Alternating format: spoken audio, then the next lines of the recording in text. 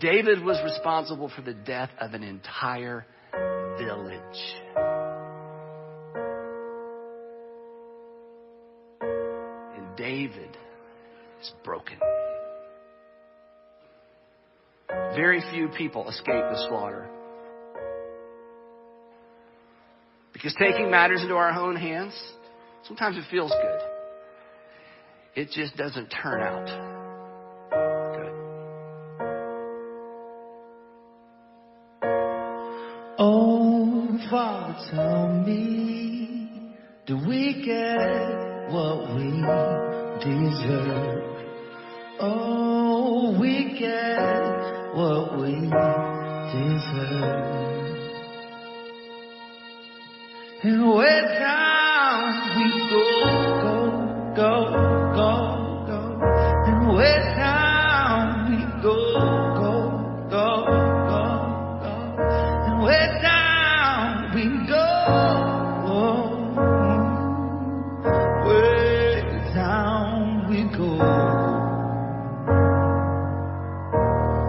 Oh, you let your feet run wild. Time is coming as we all go down. Yes, before the fall. And do you dare to look them right in the eye? Yeah. Oh, 'cause they will run you down, down to the dirt. Oh, and they will run you down, down till you fall. Down to you go, oh, so you can't crawl no more. Way down we go, go, go, go. And way down we go, go,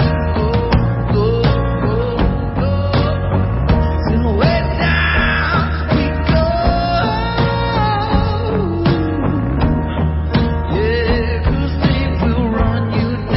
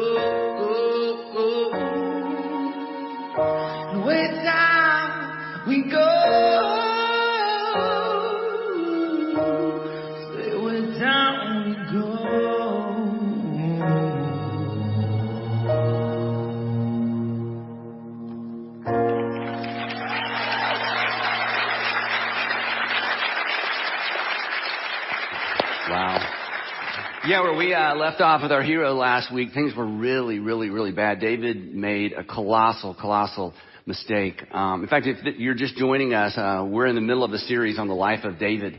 And when we think about David, we think King David. But before David was a king, he was just a guy. And last week we looked at a story where, again, he made a terrible decision. The problem with terrible decisions is they take us down. And as we go down, oftentimes we make things even worse. And so in today's episode, we find David right on the heels of this terrible decision that left him in a terrible place. He is on the verge of making another horrible decision that's going to make things even worse, because that's generally what we do when we're on a downward spiral. But fortunately for David, at the last minute, as we're going to see, when I say last minute, I mean at the very last minute, he is saved by a woman. Many men have been saved by women at the very last minute. Isn't that right, guys? Yeah, aren't we grateful? But before we get to that, there's this. The golden rule. The golden rule. Familiar with the golden rule? The golden rule is great. The golden rule goes like this.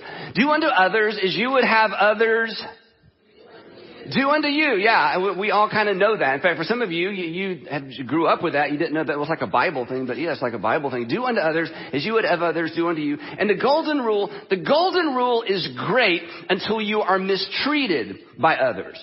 And once you're mistreated by others, or once I'm mistreated by others, then we want to change the golden rule into a different rule. The rule would go like this: do unto others as others have done unto you. Right? And in the moment when people have mistreated you or mistreated someone you love, but specifically when they've mistreated you, it actually feels right to treat them in like kind, right? It actually feels natural. There's something that just seems like it is the right thing to do. It is the just thing to do, that when you've mistreated, you mistreat people the way they've mistreated you, or you treat people the way that they've treated you. And then there's this very complicated thing that was almost impossible to see in the mirror. But if this is you, I promise you somebody else can see this. And that's when you've been mistreated by someone that you can't mistreat, so you mistreat someone else. Or you've been mistreated in an environment and you can't get back at that environment, so you find another environment where you can kind of get all powered up and mistreat people in a different environment. So that your anger or what's going on inside of you because of your mistreatment, it gets telegraphed not back to the people or the environment where you've been mistreated, but you take it somewhere else and you mistreat other people and they look at you like, why are you treating me this way? Because the truth is, when we feel powerless in one relationship or environment, we oftentimes compensate in another, right? I'll take it out on you because I can't take it out on him. I can't take it out on her. I can't take it out on them. So then we have this really weird dynamic where we do unto others as someone else has done unto you. And then things are so complicated you can't ever get everything back in the box. Now, there's a problem with this whole approach to life, and you're very smart, so you understand this, and you probably know where we're going with this.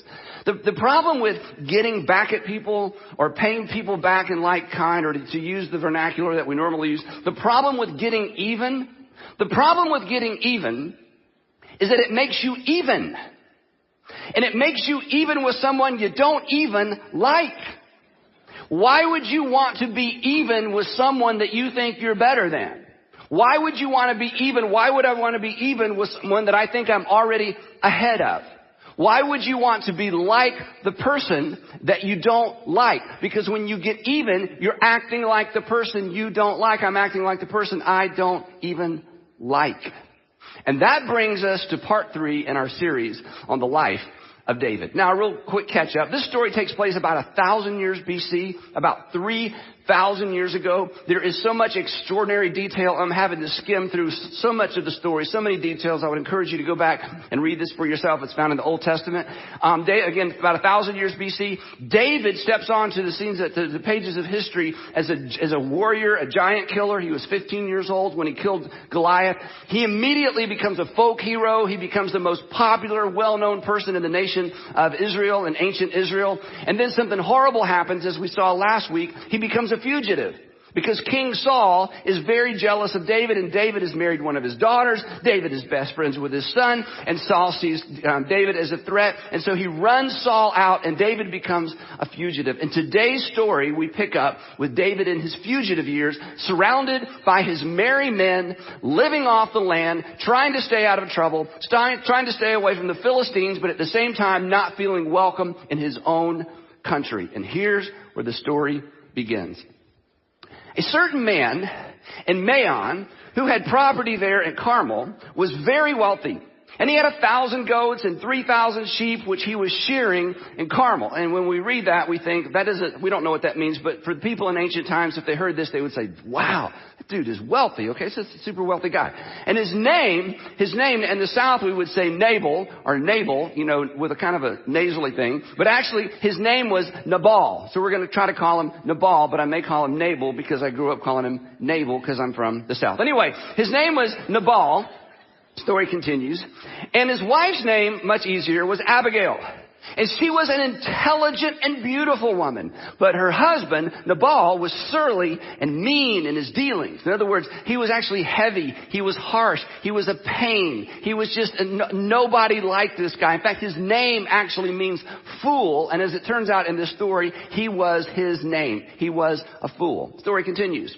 While David was in the wilderness, he heard that Nabal was shearing sheep.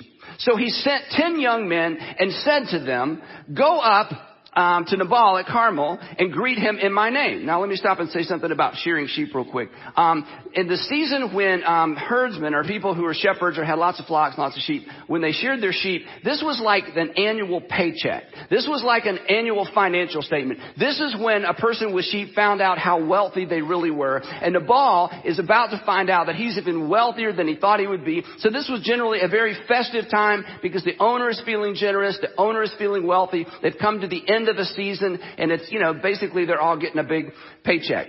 He says, go to him and say, long life to you, good health to you and to your household, and good health to all that is yours. So David sends his men to Nabal with this message to say, hey, things are going well. Things have been going well for you, and you just got richer, and you're in a good mood. Now I hear, they're going to say to him, now I hear that it is sheep shearing time. David knew that. When your shepherds, and now this is the message again that David has sent Nabal. He said, when your shepherds were with us, we did not mistreat them. And the whole time they were at Carmel, nothing of theirs was missing. So essentially what David was saying through the messengers that he sent was that basically if you have a prophet, part of the reason that you have a prophet is due to the protection of our men throughout the year. Because our men were, in the wilderness where your sheep were and your shepherds were. And at any point, they could have stolen sheep from you, but they didn't. So consequently, there's a sense in which we kind of protected your shepherds and we didn't steal anything. He goes on. He says, ask your own servants and they will tell you. Therefore, would you be favorable toward my men since we come at a festive time? And then he makes the ask. Please give your servants and your son David whatever you can find for them. In other words, since we were good to you, would you be good to us? Since we were kind to you, would you be kind to us? Since we didn't steal from you, would you be willing to share with us? Knowing that the whole time, during this whole season, our men, or my men, David would say, could have taken anything they wanted, anytime they wanted, and there would be nothing you could do about it, but we chose not to. When David's men arrived, they gave Nabal this message in David's name, and then they waited. And Nabal answered David's men, who is this David? Who is this son of Jesse? Many servants are breaking away from their masters these days. In other words, I know who you're talking about. I know who sent you. This David guy. He's just a rogue. He's an outlaw. He's a fugitive. He's out of favor with the king. And besides that, I didn't ask for his help. I didn't ask for his protection. And I don't owe him and I don't owe you anything. And he continues, why? Why should I take my bread and my water and the meat that I have slaughtered from my shearers and give it to men coming from who knows where? David's men turned around and they went back. And when they arrived, they reported every word. At which point the soundtrack would change to something a little bit ominous. And David said to his men, strap on your sword. And they did. And David strapped on his as well. Now, did you know, you may know this, we'll get back to the story in a second. Did you know that self-control is actually like a muscle and you can wear it out? Did you know that? It's true. It's true. And so is patience. All these virtues, they're like muscles. You have to exercise them. You have to find a rhythm in life where you bear down and you work real hard. You exercise self-control. Then you got to go relax and find something that's fun to do. There's just a rhythm in life. But eventually, ultimately, if you don't have a good rhythm, you can wear this stuff out. So the best that we can tell from this story, David's self-control muscle is worn out.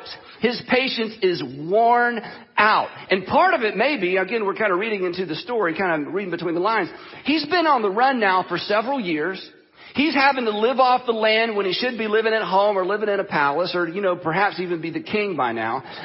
He has tried to do the right thing. And then when he did the wrong thing, he repented. He's trying not to side with the enemies of Israel. But at the same time, Israel itself won't embrace him as a son. It won't embrace him as the hero that he is. And he's just tired and he's worn out. And this is, in some way, this is kind of like the last straw. And maybe, as we mentioned earlier, maybe this is a case where his frustration frustration is getting telegraphed towards somebody that doesn't perhaps deserve, the wrath that he's about to unleash. But there's just so much pent up stuff. This is the last straw. So he says, guys, strap on your sword. I'm strapping on my sword. In our world, you've heard this before, that hurt people hurt people. So if you've been hurt in the past by somebody, then you may go hurt somebody that didn't hurt you, because hurt people hurt people.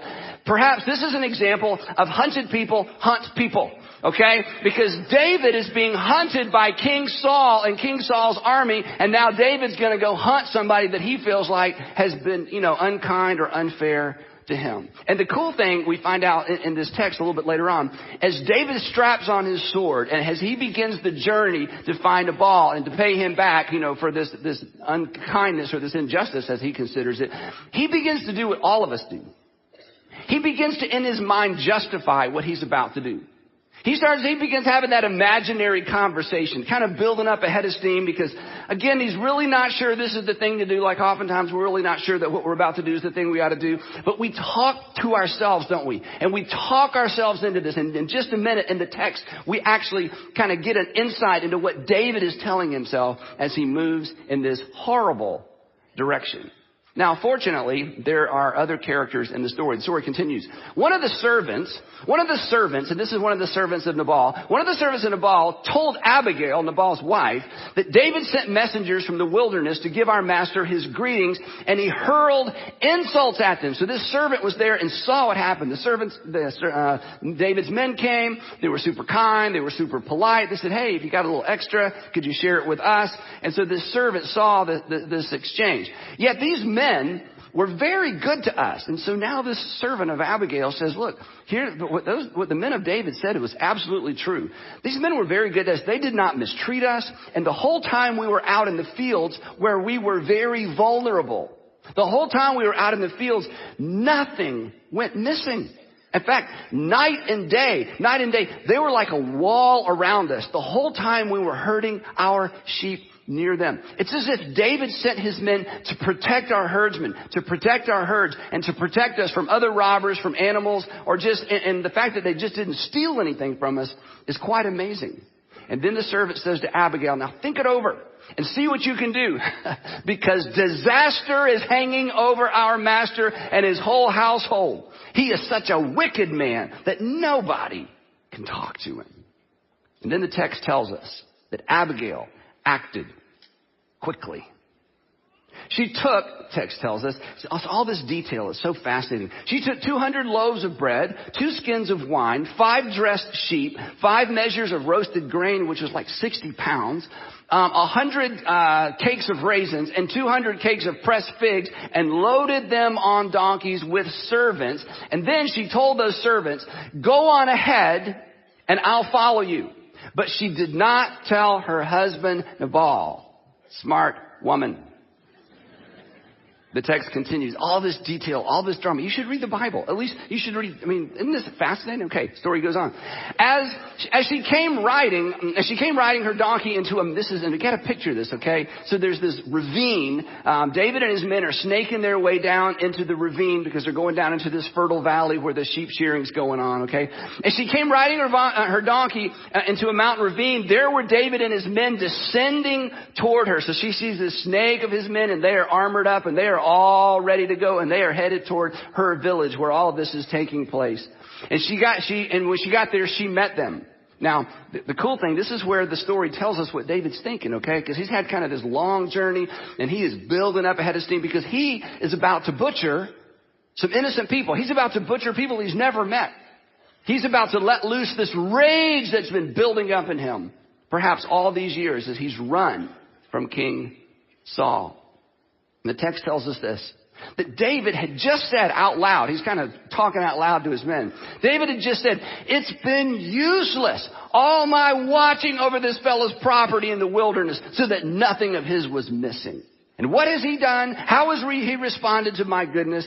And he has repaid me. He has paid me back evil for good. So he's getting ready. He's getting these guys ready. This is, you know what? I know it's going to be tough, but these people deserve what we're about to do because of what their master did to us.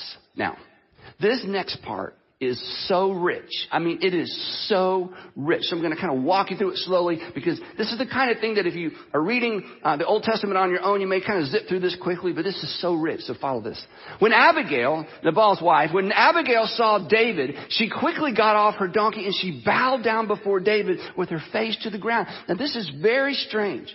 She is the wife of a wealthy man. David is an outlaw. He's a fugitive. He's a rogue. He's a dangerous person to associate with. It's just a matter of time before the king's men catch up with David, execute him, and no one will ever speak his name again. And here is this very wealthy woman married to this very influential person, and she bows down to David, and this totally catches David off guard. And what she begins to do is she begins to treat David as if he is already the man that she hopes he will be. She begins to treat him as if he has already become the man that she hopes he will become. Now, ladies, you need to take note of this, okay? This works on us even when we know what you are doing. I'm serious. I mean, you can just tell us, okay, I'm going to do that thing, where I make you feel better about yourself than you should. Here it goes. And we will fall for it every time. It's like you're patting us on the head. It's like, you are so strong. I bet you can take those trash cans out to the street with one arm. It's like, I know what you're doing, but I can do that. You want to watch? Okay. It's in us. So Abigail, she's so smart. This is so powerful. And I'm not talking about manipulating. This is just the dynamic. And I'm telling you, she saved the day. She begins to speak to David's potential. She begins to look past what he's about to do and speaks to his future. And it is so, so powerful. And we get all this detail. So here's what happened. So she fell at his feet and said, "Pardon your servant, my lord, and let me speak to you. Hear what your servant has to say." She's not his servant, but she's being subservient. And again, I'm not saying there's a one-to-one correlation. Ladies, please don't say, "Well, Andy told us we're supposed to bow down in front." No, I'm not saying that, okay? This is a culture where this made sense. In our culture, this would just be weird, okay? But there's a parallel somewhere in our culture. So she, and hear what your servant has to say. And then she says this, please pay no attention to my lord, that wicked man, my husband, Nabal. Nabal. He is just like his name, and his name means fool, and folly goes with him. So let's just pretend like he doesn't exist for a minute. And now, my lord, as surely as the Lord your God lives, and as you live, since the Lord has kept you. This is like a Jedi mind trick right here. Watch what she does. This is amazing. Since the Lord has kept you from bloodshed and from avenging yourself with your own hands. You're not going to do what you're planning to do. You're not going to do. Since the Lord has already stopped you from this horrible thing, and she's looking at all these guys, and they're kind of chomping at the bits, ready to do some slaughter. They're all worked up. She's like, since the Lord has kept you from doing this horrible thing. And then she says this, may your enemies and all who are intent on harming you, harming my Lord, be like Nabal. And then she gives him credit for being a better man than he actually is. This is so powerful. Please, she says, please forgive your servant's presumption. The Lord your God will certainly make a lasting dynasty for my Lord. And she speaks to his future. David, God is up to something great in you. God has a plan for your life. God has a future for you. And here's why. Because you fight the Lord's battles, and no wrongdoing will be found in you as long as you live. You're not a wrongdoer. You're a good man. And then she says this. Even though, because she knows Saul is trying to find him. Everybody knows Saul is looking for David. Even though someone is pursuing you to take your life, King Saul, the life of my Lord, and then she uses this imagery I'll explain after I read it. This is very powerful. She says, even though someone is pursuing you to take your life, the life of my Lord will be bound securely. The life of my Lord will be bound securely in the bundle of the living by the Lord your God. You're like, well, what in the world is she talking about? This is so powerful. This is the language that's used for a wallet or a purse, where you take something valuable, generally money, and you would put it in this wallet or purse, and you would wrap cords around it to make sure it's secure, and then you would tuck it in your belt. So essentially, here's what she's saying. And again, the imagery is so powerful. She says, even though somebody is trying to steal your life, like a thief would steal a coin, even though someone is trying to steal your life is tucked away safely in God's wallet. Your life is buried in the bottom of a woman's purse. Okay, I got to say something about that real quick. Sandra's not here to vent herself. See, my wife is like super organized. I mean, she's like the most organized person on the planet. But anytime she says to me, "Oh, it's in my purse," I just have to take a deep breath because it's like, so I've got to go in there and find something. I mean, she's awesome, but I'm telling you, something about me, I don't know if it's all men or just me, like, oh, go find it in my purse. And it's like, I can't, I'm not mature enough to go fish. I don't know. There's just too much stuff in there, you know. Anyway, so she uses this, so Abigail uses this incredible imagery. David, your life is so secure. It is bound up and hidden in God's wallet. It's like it's tucked way down in a purse. No one can take your life from you. You have been safe, and God is saving you for something very specific. But, she says, but the lives of your enemies. Now, this is so brilliant. This is the kind of thing you read by too quickly when you read on your own. Now, she takes David back to that moment when he was 15 years old, facing Goliath. Look at the imagery. But the lives of your enemies, he will, let me read again. But the lives of your enemies, he will hurl away as from the pocket of a sling. It's like, oh, now he's back, and it's all about the sling and the slingshot. And all of a sudden he's back in that moment when he was completely dependent on God, when he wasn't having to take matters into his own hands. And now she speaks to his future. And essentially in this next section, this is so powerful. Maybe for some of you, this is the point of the message. In this next section, she essentially asks without asking this powerful question that we ask all the time at all of our churches. She asked the question, what story do you want to tell when this is nothing but a story that you tell? David, what story do you want to tell when this is nothing but a story that you tell? David, when you're looking back at this incident, and this is nothing but a story that you tell, what story do you want to tell about this moment in time? And here's what she says. When? Because it's going to happen.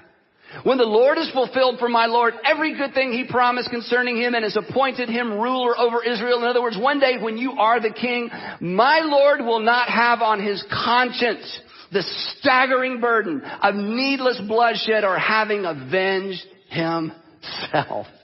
I mean, he's just melting. She goes on and on. He's just melting. It's like, David, one day this is nothing but a story that you tell. And what you do in this moment is going to be a permanent part of that story. And I'm believing that you're going to change your mind because you don't want to tell a story of needless bloodshed. Do you? Wow. Suddenly, David comes to his senses. His emotional temperature starts to drop. And he sees things in a brand new way. And David said to Abigail, praise be to the Lord, the God of Israel, who has sent you today to meet me. I have been saved by this woman, this intelligent woman. He says to her, may you be blessed for your good judgment. You had good judgment. I didn't, and you didn't keep it to yourself. And sending all that food down here before you got here, that was so smart. Bowing down before me just threw me totally off guard. I did not know what to do. And then I was putty in your hands, and now I see the way you see. Praise be to God for sending you at such a time as this, for keeping me from bloodshed this day and from avenging myself with my own hands. He knew better. And then David accepted from her hand what she had brought him and said, go home in peace. I have heard your words and I've granted your request. I'm not going to destroy your husband and I'm not going to destroy your household. Now, Abigail, she's so smart. Look what happens next. You want to know what happens next? The next part's amazing. Do you want to know? Okay, just want to make sure. When Abigail went to Nabal, he was in the house holding a banquet like that of a king, and he was in high spirits, and he was very drunk. So she gets back, and he's just having this big party, and he's so drunk, and she thinks, this probably isn't a good time to tell him what just happened. So she told him nothing at all until daybreak. So she waits till he's sober. Then in the morning, when Nabal was sober, his wife told him all these things, and his heart failed him, and he became like a stone. And about 10 days later, the Lord struck Nabal, and he died. And then David sent word asking Abigail to become his wife. It's in the text. And Abigail quickly got on a donkey and attended by her 5 female servants, went with David's messengers and became his wife, and they lived happily ever after. The end. Okay. Isn't that great? I made up, of course, the last part. That's not in there. The happily ever after part. The rest of it is. He married her. And just to make sure we put this in proper context, she became one of his wives. Nobody lives happily ever after when you become one of somebody's wives, but I'll let you read the rest of the story later, and we'll talk about a little bit of it later on. So, in summary, here's what we have, all right? We have 3 characters. We have 3 responses, right? We have 3 characters, three responses, but only one hero. Okay? Nabal, what does he do? He returns evil for good, because David took care of his stuff, and he said, hey, I'm not going to share with you. David was about to return evil for evil, which makes sense. I mean, especially in this day and age in which they live. But Abigail sees things in a completely different way, and through her lens and with her unique perspective, essentially, she returns good for evil. Now, again, Nabal, maniacal, nobody wants to be like him, right? David, predictable. I mean, this is just kind of what we do.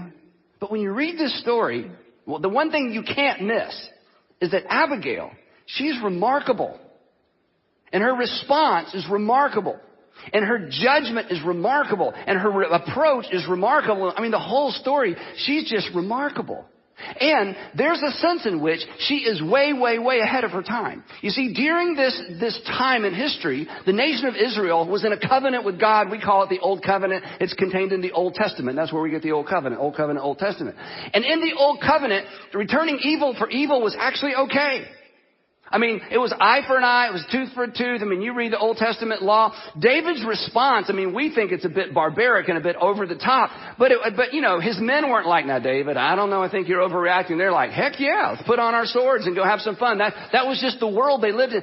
Abigail she's way ahead of her time. Because the New Covenant, the New Testament, when Jesus showed up, turned all of that upside down. In fact, here's something kind of cool. Peter, the Apostle Peter, who saw Jesus unjustly arrested, unjustly crucified. Peter, who saw, Jesus, who was innocent and sinless, treated horribly, and saw Jesus' response.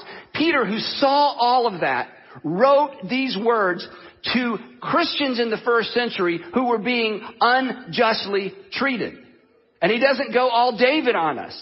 He goes all Jesus on us. And he says this. Here's what he wrote. He said, do not repay evil with evil. But that's natural, I know. He says, but don't repay evil for evil. I know, but look what they did. I know, but don't repay evil for evil. But they deserve it.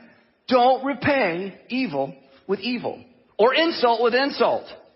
On the contrary, what about like social media? No, not even on social media. Not insult for insult. On the contrary, repay evil with blessing or good. Repay evil. In other words, whenever you are mistreated, you don't just ignore it and go neutral. You go positive and go blessing. This is what Peter taught. This is what Abigail did. This is that unusual thing. Repay evil with blessing, because to this you were called. In other words, if you're a Christian, Peter's saying, hey, this is what we're called to.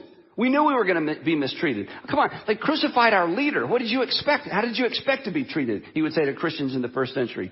Because to this you were called so that you may inherit a blessing. And then, this is the strangest thing of all in some ways, then Peter in the first century quotes David from 1,000 years earlier, when David is in journal mode and rethinking all of this stuff that he's been through as a kid and as a 20-something-year-old and as a 30-something-year-old, and he kind of has perspective and he's beginning to see the world in a different way.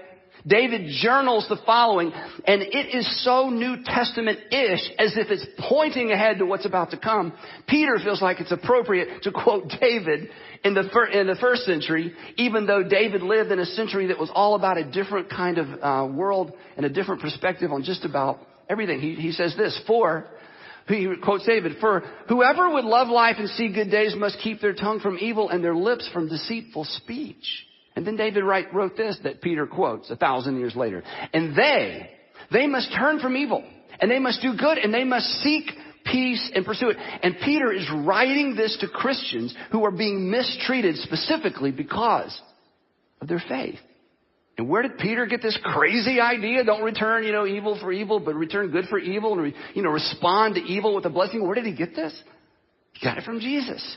He got it from watching Jesus. And he was there that day that Jesus made this famous statement that most of us have heard 1,000 times and can finish the sentence for Jesus. When Jesus stood and said, you have heard that it was said, love your neighbor and hate your enemy. But I tell you, and then Jesus turns everything completely upside down. You have heard it said, love your neighbor and hate your enemy. Where did you hear hate your enemy? Well, essentially, that was the old covenant. That was the world David lived in. And Jesus says, but I've come to turn all of that upside down. You do not return evil for evil. Refusing to respond in like kind. This is so powerful. Refusing to respond in like kind. If you're a Christian, refusing to respond in like kind might be the most Christ-like, or I could say incarnational thing that you ever do. Refusing to respond in like kind might be the most Christ-like, or to use a big theological term, the most incarnational thing you ever do as a Christian. So, in closing, 3 questions. 2 of these are for everybody, and 1 of these is specifically for those of you who would say that you're a Christian. Then we'll wrap this up. The first question is this. Do I really want to be even with someone I don't even like? No, you don't, right? To get even with someone you don't like is to be like someone you don't like. Do you want to be like someone you don't like? No. Then why would you do what they do? Do you want to be like the person you don't like? No. Well, then why would you act like the person you don't like? I don't think you're going to like that. Even is easy, right? Wouldn't it be better, instead of being even, to be ahead? And do you know how you pull ahead? You pull ahead by refusing to get even. Second question.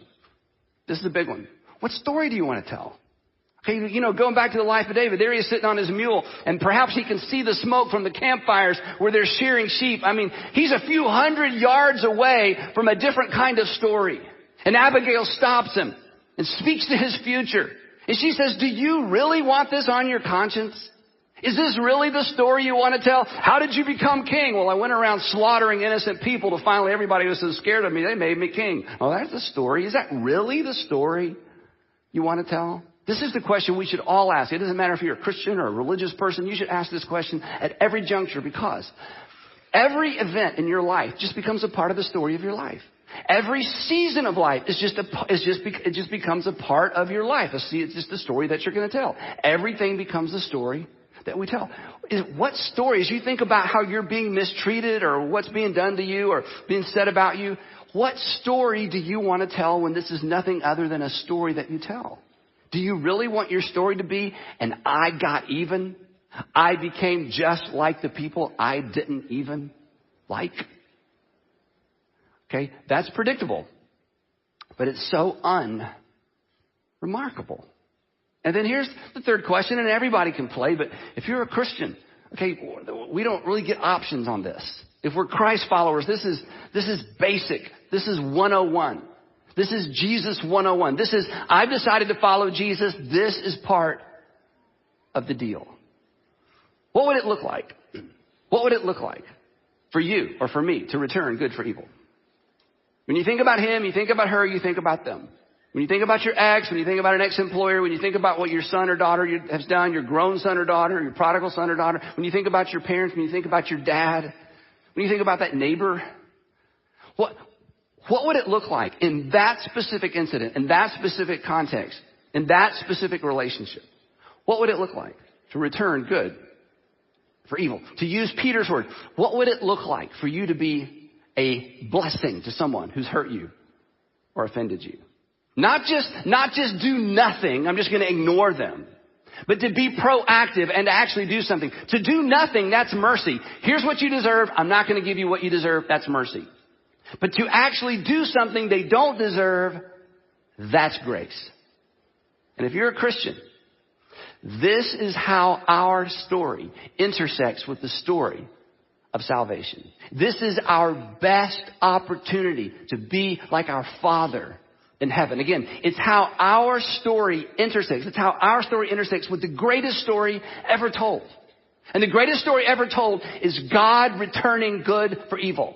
God giving his son for our sin. That's the gospel. And if you're a Christian, that's your story. Here's the thing, and I'm done. Generosity and compassion, that's kind of American now, isn't it? Everybody's generous. Everybody knows they need to be compassionate. And I think that's a good thing. That's a Christian thing. That's a leftover of a Christian culture that's still a part of our culture. I'm all for generosity and compassion. But that's a little bit, in some ways, that's expected.